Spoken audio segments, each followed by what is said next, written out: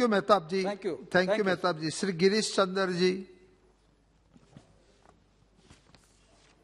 माननीय सभापति महोदय जी, सभी से निवेदन आपने है कि मुझे अपनी संविधान बात 2 या संशोधन तो अनुसूचित 3 जाति मिनट जनजाति में आदेश समाप्त बिल। कीजिए, क्योंकि हमारे पास और भी 4-5 मेंबर है। ठीक सर। 2-3 मिनट में आप अपनी बात को बिल समाप्त कीजिए। 2022 पर बहुजन समाज पार्टी की तरफ से पक्ष रखने का मौका दिया, इसके लिए मैं आपका बहुत बहुत आभार प्रकट करना चाहता हूं। सभापति महोदय, समय समय पर अनुसूचित जाति अनुसूचित जनजातियों की सूची में परिवर्तन किया जाता रहा है। पहला यह परिवर्तन वास्तविक रूप से उन जातियों को अनुसूचित जाति अनुसूचित जनजाति की सूची में शामिल किया जाता रहा है जो वास्तविक रूप से सामाजिक, आर्थिक और शैक्षणिक क्षेत्र में बहुत ही पिछड़ी हुई हैं। परम पूज्य बाबा साहब अम्बेडकर साहब ने संविधान में व्यवस्था इसलिए की थी कि देश में कोई भी व्यक्ति का समूह वर्ण व्यवस्था के आधार पर विभाजित जातियों के साथ सद्भाव और समभाव की स्थिति कायम की जा सके। इसमें सबसे अधिक शोषित व अछूत जातियों को अनुसूचित जाति और आदिवासी जातियों को जनजाति की सूची में रखा गया है। इसी आरक्षण के प्राप्त करने के कारण इन समुदायों को थोड़ा सा आर्थिक, सामाजिक और शैक्षणिक विकास महोदय हुआ है, लेकिन यह भी परिपाटी चली आ रही कि देश में तमाम जाति अनुसूचित जाति अनुजाति की सूची में शामिल होने के कारण आतुर रहती हैं। अब यह आतुरता ही कुछ राजनीतिक दलों को वोट लेने का अधिकार बन चुकी है।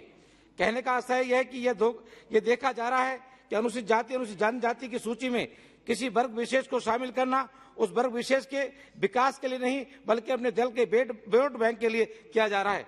हमारी बहुजन समाज पार्टी की मुखिया आदरणीय बहन कुमारी मैत्री जी का ये मानना है कि यदि कोई जाति किसी भी श्रेणी से अर्थात अनुसूचित जाति अनुसूचित जनजाति पिछड़ी जाति से अनुसूचित जाति अनुसूचित जनजाति की सूची में शामिल किया जाता है तो उस जाति के मूल रूप पहाड़े आरक्षण कोटे को उसके जनगणना के अनुसार मूल रूप से काटकर उस श्रेणी में जोड़ दिया जाना चाहिए जिसमें शामिल किया जाता है। सभापति महोदय, आपके माध्यम से सरकार का ध्यान आकर्षित करना चाहूंगा कि हम सभी को ये ज्ञात है कि देश में सबसे अधिक अनुसूचित जाति अनुसूचित जनजाति वर्ग के लोगों का शोषण हुआ है।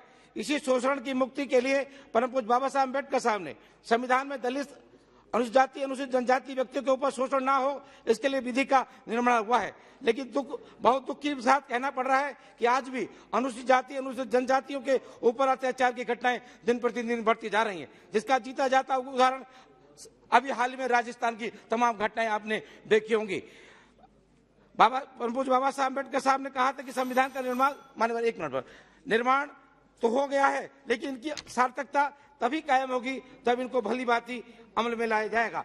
सभापति महोदय, अनुसूचित जाति व अनुसूचित जनजाति के लोगों को शिक्षित बनाने के लिए सरकार शिक्षा के अच्छे प्रबंध करे जिससे ये समाज पूर्ण रूप से शिक्षित बन सके और उनके बाद जो बाबा साहब ने संविधान में सरकारी नौकरी में कृपया समाप्त कीजिए, उसी के आधार पर पूर्ण भागीदारी ले सके और अपने आपका सर बहुत बहुत धन्यवाद। बहुत बहुत धन्यवाद। श्रीमती जसकौर मीना जी। बहुत बहुत धन्यवाद।